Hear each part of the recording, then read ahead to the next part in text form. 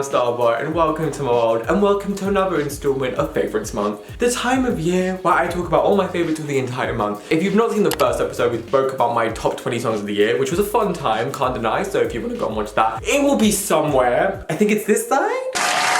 So, in today's video, we need a little bit of backstory. Kind of last year, in 2020, the mess year, I don't know, like, this year was any better. I kind of, like, stuck to a lot of comfort films, and when I was watching movies, I was watching, like, the same movies over and over again to bring me a bit of comfort during the messiest time. So this year, I kind of made an aim to myself to watch as many new movies and possibly a couple of series as much as I could, because I just wanted to expound my knowledge a little bit. This was great overall, and in total, I ended up watching 49 in a year. I'm impressed with myself. So in this video, I thought we were going to discuss just some themes within this list. I think some of my favorites, some of my least favorites, and we're just gonna chat. If you enjoy this kind of thing, subscribe. And without further ado, let us begin. So the first thing I want to kind of mention, it made me fall in love with movies all over again. I don't know, I really loved going to spend time to watch a film, whether it was going to the cinema. If you don't know, me and the cinema have had a roller coaster relationship. So I used to go a lot when I was a child. And if you don't know, I'm autistic, so obviously like sensory things can be quite a lot. Then I got scared of a trailer. I got scared of that while watching, I think like Bolt or something. So it kind of put me off. And then I went after.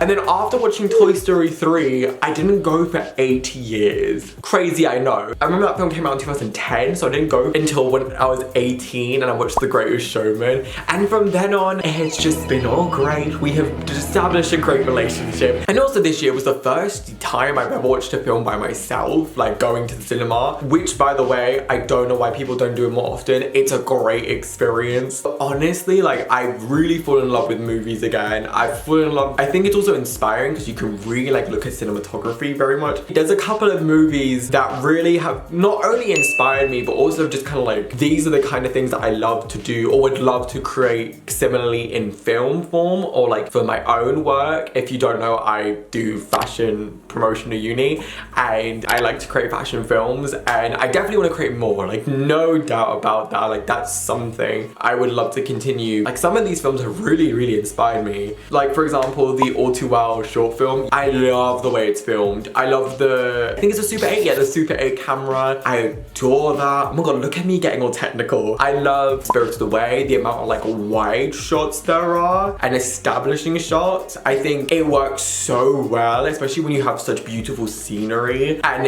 I love that film because I think aesthetically it's like still but yet moving. Like it's not very busy. It's just this stillness and this like comfort, and I really love that. I've also got inspired by Shanxi and the Legend of the Ten Rings, which we'll get onto that film because that was such a surprise, but I don't know why I got inspired by it, but I just did. There's so many other films on this list that I just adored, and I feel like I honestly just loved it, and I think it was such a good experience. So if you do want to watch new movies, like why not? Like it's really cool and just inspiring. Also, I found out it's part of my self-care, so we love having a good old movie to watch, especially comfort films. Comfort films are superior.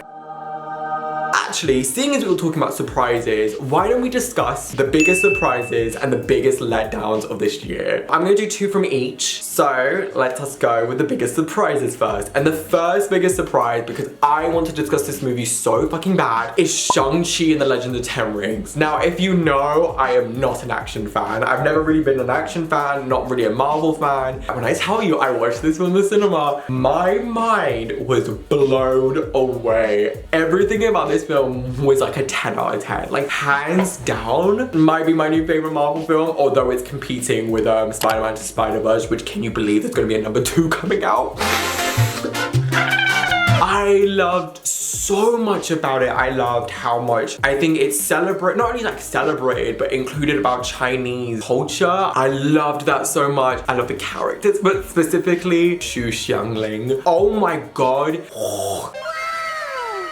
She is a bad bitch, what can I say? I love a bad bitch character and I just fell in love with her straight away. I also, maybe unpopular opinion, I don't know, because I know that everyone's like, oh, but Shang-Chi's dad. I actually loved him because of the complexity to his character, and it's actually probably one of my like favorite antagonists, because I remember after watching the movie I was like, I don't know how to feel about him. As much as he did what he did to Shang-Chi and Xu Xiang youngling. As much as he did that, it's like you get his perspective, you're like, fuck. And his emotion, there's so many little things. Like for example, there's like a scene, he hears his wife's voice and you can see him getting sad, but then he covers it up to be this strong character. And it's the little facial expressions of like his heart breaking when he knows he's done something wrong. I don't know, I just love the complexity of it. I think that honestly made the film so much more interesting to watch. Like, because as much as you were like, yes, I'm rooting for Shanxi, also, he was in Selling Sunsets. The dad, I just think is the most fascinating character of the movie, and I just adore him, but not adore him, but like it's so interesting, and it's his response to trauma. We didn't need you to like fight and like figure out, like we just needed you. That's all we needed was you, and you went there. The neglect, like he neglected his children for payback, and this idea of like him being off guard, I don't know, I just think it's so fascinating. Also hilarious, like such a funny movie. A lot of money. Did you bet against me? Generally adore. That was like one of my biggest surprises. And my second biggest surprise, actually they're both really high rank, which I'm gonna get into the full series later, but like Tinkerbell and the Never Beast. Actually the Tinkerbell series, but specifically the last one, the Never Beast. I was really surprised the way they took it, and I'll discuss this more in detail a teensy bit later. The way they took this film was so unexpected, but it made sense. And I loved it because of this turn. I think honestly it made the series feel complete. I actually love the series, and again we're going to talk about that later, but I just adore it. So that was my other biggest surprise. Oh, and now we're on to biggest disappointments. Believe me, there's plenty. Oh my god. The first disappointment I had, which in one way I shouldn't be disappointed because I don't like the genre regardless. Like I'm not a huge sci-fi fan and I'm not a huge action fan, but at the same time I expect great things because do you know how freaking much this movie was promoted? And I just left feeling so disappointed. Dude. Or June, or what, I don't know how to pronounce it, okay? Like the movie with Timothée Chalamet, that film, if there's many action people, I am sorry. For me, it was so long, it explained everything and nothing, like it over-explained the stuff that I didn't really need to be explained. For a 2.5 hour movie, 2.5, really? It was just so disappointing. Yes, the set design was great, coloring, like that stuff was brilliant, but like, it was just boring to me. And I was also so pissed that Zendaya was literally in it for 7 minutes and she was like so promoted, like she was in interviews, she was in everything. I'm just kind of sad that I was like, well, I feel her. Hopefully she's in like the next one. I can't be asked to watch the next one, don't even make me try. It was just so like weirdly paced because it felt slow yet quick. Like it went past so much quick things and then we had to drag out so many moments. Do I need this part? Do I not need this part? Like why are you telling me this if I don't need it? And another disappointment, and that's purely because I watched the theater show and I freaking adore it. But when the movie came out, I was just so disappointed with everyone's talking about Jamie. It's on low on my ranking, but like it's not the worst film I've ever seen. It does this thing where it's just hyper emotional, very hyper sad. And when you watch the theater show, like if anyone's watched it, the theater show is quite fun. Like I remember leaving and feeling very feel good. It was just something very funny, very playful, kind of like a coming of age movie, but without being like sad. There was a moment of sadness, and yes, there are some serious themes spoken kind of in it because it's like homophobia. Like of course, like when you're discussing homophobia, that's gonna be part of it, but like I just found that the movie ended up being so serious and melancholy and just sad, and it shouldn't be. This movie is so much fun. They changed the fun elements into serious elements. So for example, if you've seen the theater show, you know like the legend of Loco Chanel, a bad bitch, what can I say? And about her rise and fall, and it was this like love affair with like a drag queen, and it was just like with like someone else who works in like the drag industry. I was like, oh, it's so camp, I love it. And it was just like this like hilarious love story, like oh my god, it was done so well. That was like one of my favorite scenes in the entire show. I loved it. However, in the film, they changed it for a HIV thing and how his partner died of HIV, and I was like, Yes, I get it, like, bring awareness for, like, HIV and AIDS, yes, but, like, I just felt really sad, especially watching. I was like, this feels really off-put. Another thing I hated about it was the amount of focus we put on the relationship between Jamie and his dad, because in the show, it's more about Jamie, and yes, it's like, oh, it's like, dad will come, and it's like, okay, well, I'm still gonna go regardless, you know, versus like, oh, I think my dad's coming, and it's like, and particularly the one scene that pisses me off the most with the movie, in both the theater show and in the movie, gets beaten up, which is very sad, but one is by a gang. However, in the freaking movie, he gets drunk, which, why? I just thought that was really lazy. Goes to a football match, destroys like a football thing, and goes on the field. I was like, protection, and the problem was with it. So I never actually explained to you what the problems were, so let me actually state it. So the reason why I don't like this scene is because of the focus on it is in the wrong direction, and actually the focus of a lot of this film is not focused on Jamie kind of like discovering himself and finding himself. Yes, that is a part of it, but a lot of this focus is down to this approval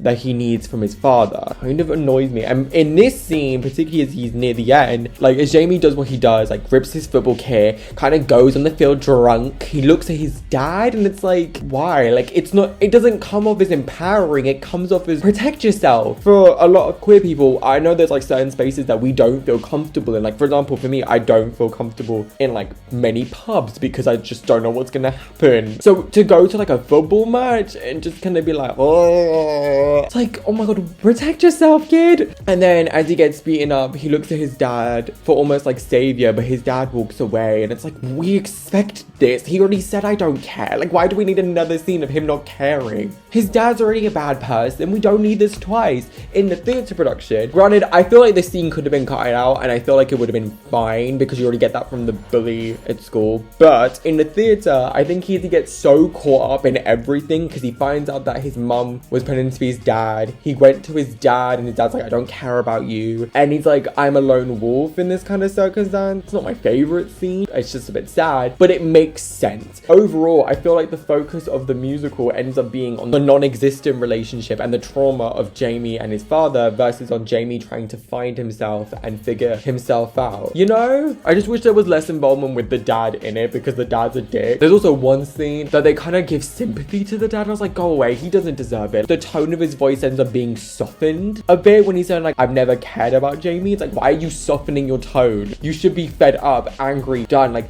we need to show that you don't give a fuck. We need to show that you don't care. Not that I'm the poor one because I have to deal with a gay son. Oh. This is all just my opinion. If you agree, if you disagree, that's like, whatever. Tell me what you think. This movie just fucking pissed me off, okay? Seeing as we were talking about the Tinkerbell series before, let's talk about it. So this year, I kept on seeing on Instagram, particularly because I've been liking loads of film edits. You okay?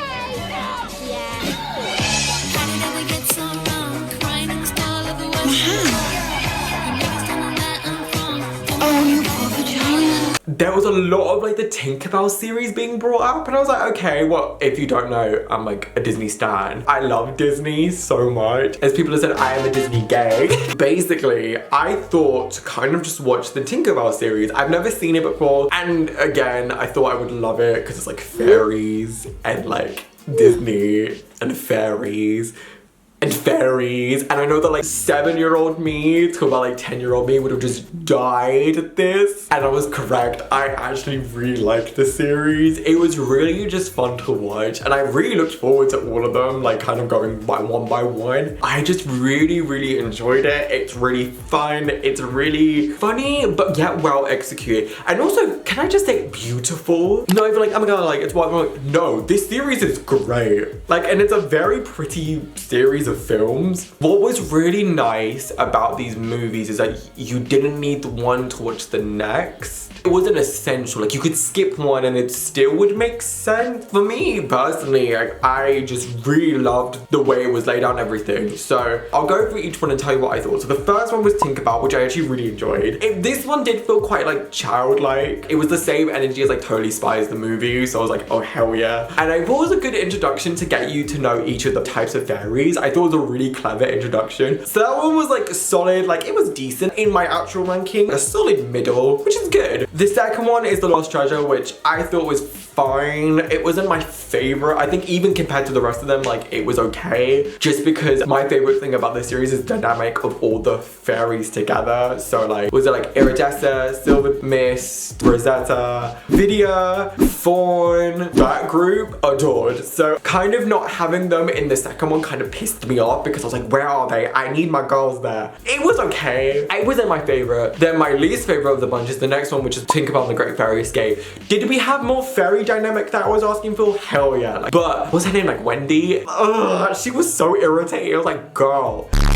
I kind of just thought that I was like, I don't care about her. Like, go away. I don't care about her daddy issues. Like, I'm not here for this. Just like, nah. I'm not watching a fairy series to see humans. Oh my god, the next one was Secret of the Wings, which I really, really enjoyed. I feel like the first two were like okay, but the second three of the series was like 6. Iconic. So like all top tier. Oh, Secret of the Wings was next, and I freaking love her. She was great. We got introduced to the Winter Fairy. Where's my holographic wings up? Really like this one. I get more fairy dynamic, more fun. I just loved it. And also like the winter scenery. I also love how they hop over and then they become like winter animal.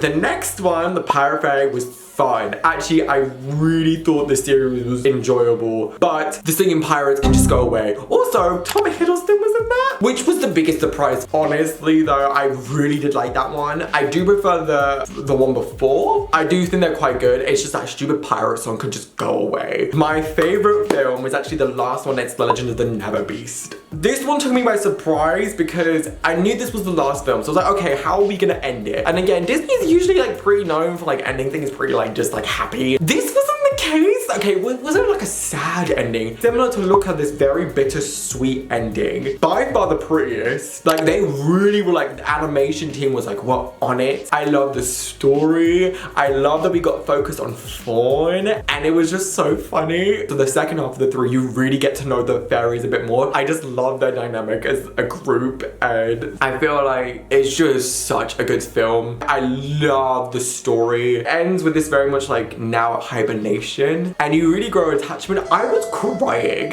How is this movie making me cry? I thought it was really well done. I thought it was beautiful, and the other reason why I really liked it, because by the age, the last one was like 2014, a lot of the kids who would have watched it, including me, I would have been a child if I watched that, are now growing up. It's just like saying almost like goodbye to them. It's like, we'll see you again. Wow, Disney, the writers, you did the damn thing. I thought it was really clever. I just loved it. Oh my god. Now, more into the final section, because I feel like I've been speaking for ages.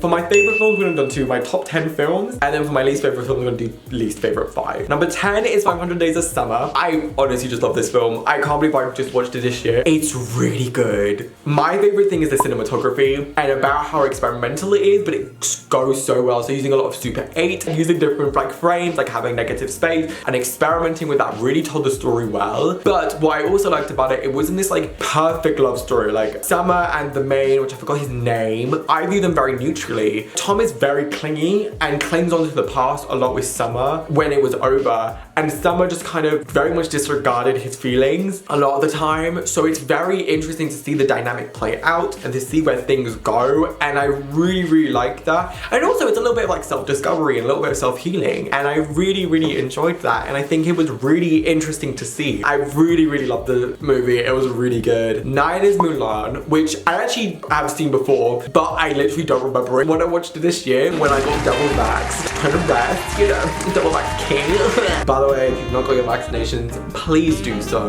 Thank you, good night. I remember watching this movie and just kind of being like, wow, why have I not watched this earlier? Because this movie is incredible. I loved it. It was funny, it was fun, it was very empowering. I felt like it was really well played out, and I love that she did build herself to become the woman that she was at the end of it. Like, she was strong, independent, she was clever, and she just did that, and I just love it so much. It was also like, I'm gonna work together and we're gonna end up finishing that. And I love how the men were like, yeah, we're gonna help. She's a bad bitch. Also, Mushu, hilarious. Eddie Murphy did that role so well. Like, can we bring back funny sidekicks? 8 was Shang-Chi and the Legend of 10 Rings. I've already explained my love for this movie, but just again, I love this movie. And even when I rewatched it on Disney Plus, I adored it. 7 is Spirited Away. way. Again, I can't believe this is the first time I've seen this movie because it's stunning. It's such a stunning movie. Like, it's beautiful. The animation is incredible. The story is beautiful. The pacing is really nice because it feels very comfortable. It's not too quick. It's not too slow. It's warm. It's heartfelt. The music, the fantasy world, it somehow feels real yet fantasy. How they make the mundane theme nice. I just really love it, and it's just such a beautiful movie. I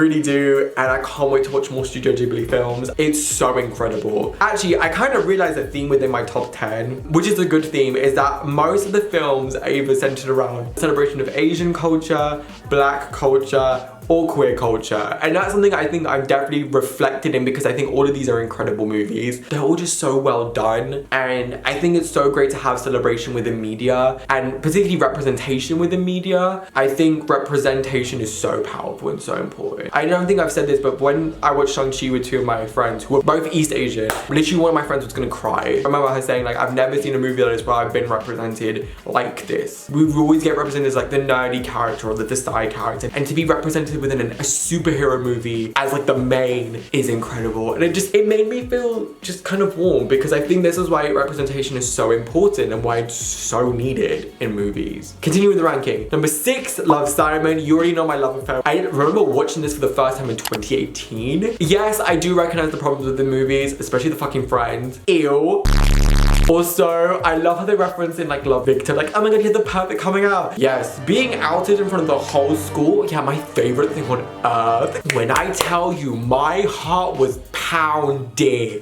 Like, it was doing the thing when it was beating against my chest, like hard, and I felt it. I felt it within here. Oh, I freaking love this movie. I just do, I freaking do. It's such an incredible movie. Heartfelt, I still relate to it. Number 5, Dead Poet Society. Oh my god, if you've never seen this movie, please go and do so. This movie has everything I love for it. It's very warm, it's very comfort, so well done, like so well done. And I think especially for a movie about being a man and mental health, I think it was just so well done because I've never seen a movie handle it like this, where it's discussed and each boy has his own personality and his own character and has his own struggles and has his things. Like, I've never seen that and I really loved it. It's a bit sad and the ending's another bittersweet ending, but I just adored it because you can really see the characters grow and change progressively. I also love Robin Williams within this. He did such an amazing job. Honestly, this film has so many life lessons. Like, I'm telling you, please go and watch this movie. I love it aesthetically and the cinematography is amazing. I think it has that real sense of like warmth and comfort, that real sense of autumn. I just love it and it's, oh my god, it's incredible. Number 4, it's very emotional. Like 5 and 4 are just quite sad. 4 is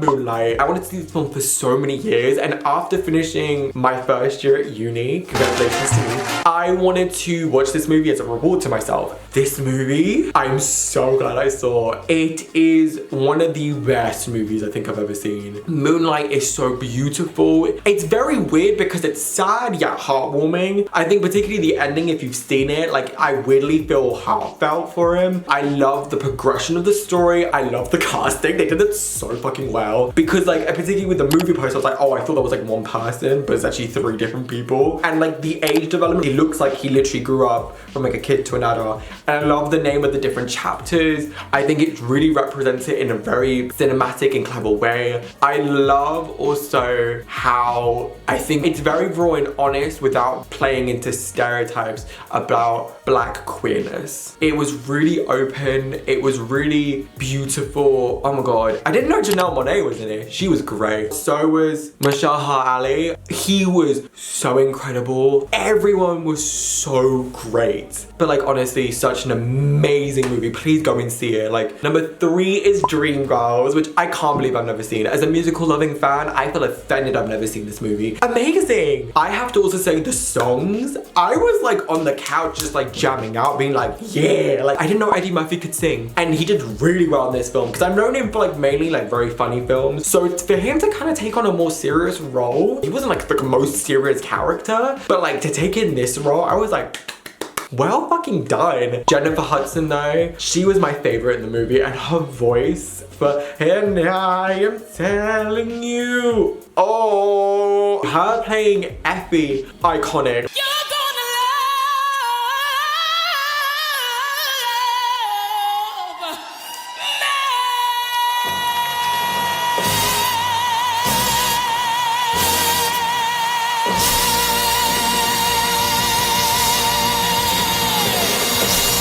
I mean, she won an Oscar for it, but she deserved the Oscar. Do you know how good it was? Like, I just think she did amazing, and she by far was my standout thing. I think it also has loads of themes in there that could be transitioned into other things. Like, I think there was a lot, of course, about race. I think also about the idea of power, the idea of fat phobia, I think is brought into it, and particularly within music management and risk, within this power and greed and this want to be more powerful. I think that's really interesting to experiment with, and I loved it. 2 is It's a Sin, but please go and watch that. I did record me talking about It's a Sin, but I thought with the selection that it was put in, it would have made the video like 40 minutes, and I'm not prepared to have a 40-minute video, so I accidentally cut it out. So now I have to re-talk about it again, but do I mind? No, because It's a Sin is a masterpiece. I will say It's a Sin is really triggering though. I mean, so is Moonlight. I didn't mention that, and I don't know why, but Moonlight and this are probably two of the most like mentally triggering movies. So if you're going to watch either of these, like, please just go in and please be mentally prepared, because especially It's a Sin, I was crying every single episode, and I don't know if this was the intention, but it made me question a lot about like queerness. And well, I know we have definitely pushed forward within society, we're still back in so many ways, and it kind of just made me think about like, oh, things have changed but things haven't changed, like, and it's really sad. So please, if you're gonna watch this, please make sure that you're in the mental space where you're okay. Even space out episodes. Like, I did the stupid decision to watch like 2 a day.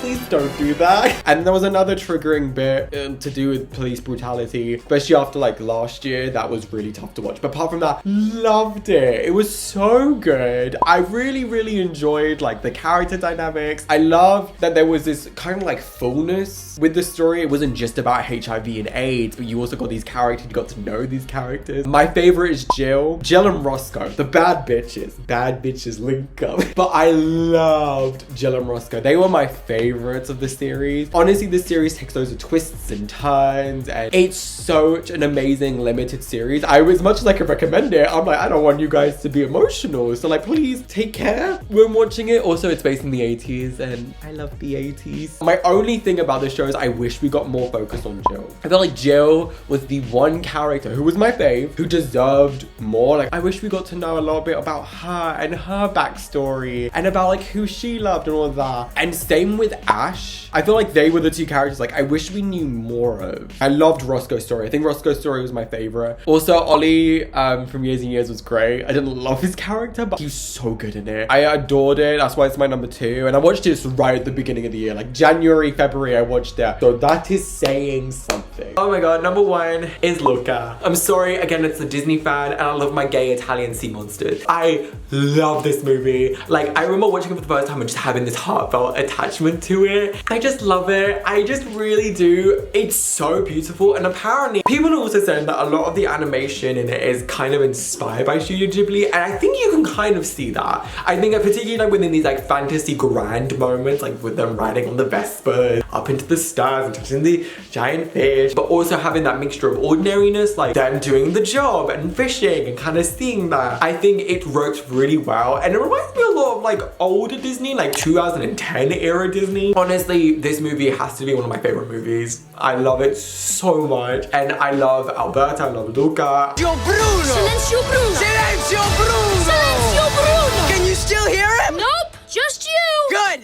Now hang on! I love the progression of their story, and if they make this into a sequel, which I don't know if they will, I'd love to see them be a little bit older and to see where they go with that. And it's so heartwarming, and also it really reminds me of Italy, which if you don't know, I'm half Greek, half Italian, and it reminds me of like where my family lived, my like extended family, like, and where my grandparents used to live. I don't know, it brings like a sense of nostalgia, and I love that, and I can't help but adore this movie. So yeah, that was great. Let's end with a big humor humor, talk about the bad movies. My least favorite 5. My 44th least favorite movie was The Princess Bride, but that's purely because I did not understand it. Like, it was very confusing, but like whatever. 45 was everyone talking about Jamie. I just thought it was very sad and melancholy. Number 46 is Point Break. I didn't even know this film freaking existed, but it's just like with Keanu Reeves and the guy from Dirty Dancing. Honestly, such a weird movie. Just kind of sad. I was like, wait, what's going on here? And the ending just really disappointed me because it was the big like chase mouse kind of hunt, and it's like years later, and it's just like, well, I quit, and I'm like, wait, what? And it's like, you find him, he goes and does his thing, he's dead anyway, so I'm like, what's the fucking point? You wasted my time. Number 47, Kingsman 2. Bitch, that film was terrible. I watched that on the day of my birthday. Such a bad movie. I didn't even finish the end. I went to bed. The more I think about it, the more it just angers me. I think particularly within the role of women are nothing in that movie. At least in the first movie, you kind of like bad bitches. Like, you had like the girl who went to the academy with all the boys, and then the villain sidekick. I was like, yes! In this movie, you have all the women kind of be like submissive to men, and when they aren't, it's just they're always seen as like a villain. Maybe it's just me. Maybe this is something I've just noticed, but it really annoys me. You have his girlfriend, when he's asking her, can I cheat for a job? Bitch, no! And she's like, I don't feel comfortable with that. It's like, oh babe, come on. Like, fuck you. Like, every other woman stands up to a man in the slightest, gets punished. And it's like, this was a bit, with Harry. A, why did he need to be brought back? B, can we leave Harry to be soft? I never really got that. I get that they wanted like another agent on the scene. Like, he's the happiest he ever looked within the series. And he was also like, he looked at peace with his butterflies. Again, if he looked distressed or sad, that would have been like one thing, but because he didn't, it just gives this feeling of like, well, softer men are not good enough compared to these strong, masculine men that are gonna save the day. This is why action is not for me. I did not enjoy it, not one bit. 2 was Ice Road, a pointless movie. My least favorite film, the 49th film, was The Green Knight, which is an A24 film, which I was expecting high hopes for this, but this film was so utterly bad. It's like, you know when you think of art people, that's this movie. I did not understand because you didn't see the vision. I was like, yes, I didn't see the vision because none of it made sense. It was a really like weird storyline. Like, Dev Patel can act though, when he was fucking breaking down like, bitch. That was the only redeemable quality. Like, the costumes were fine. The cinematography was just so long. The music was the fucking worst. It's a horror film music, you know, with like the strings just like playing constantly. But at moments when there wasn't any tension needing to be built, like he's just walking and it just starts playing and I'm like, for what? What is this? I have 2 things to say before we end. One, I never actually gave you like the full ranking of all the films, so all of them are gonna be here so you can see all the order of 49. And if you want to talk about any, just comment down below, like we'll have a discussion in the comments. And number 2, this is the last video of 2021. I just want to take a break for a bit just so I can A, relax. I need to chill for a bit. 2021's been mess. I kind of want to take a moment just to sit back and relax. Just want a moment to like just stop. I'm gonna come back, I think the 2nd week of January or the 1st week, I'm not sure. I'm gonna put it here when I estimately will come back because I want to just figure out content, where I want to take the channel, what you guys like, what I don't like filming, like etc, you know. Be excited for that. I know I said favorites month, but it's only gonna be in 2 weeks. I hope that's fine. And if you do miss my content, you have like so many videos behind. Binge all of them. Oh my god, you have plenty. Enjoy them. I hope you all have a happy holidays, and let's hope that 2022 is better and it's a good year, okay? Let's hope that. That is all the movies that I have watched. I mean, I hope you enjoy this. If you want more stuff like this, please tell me in the comments down below. Adios! Bye!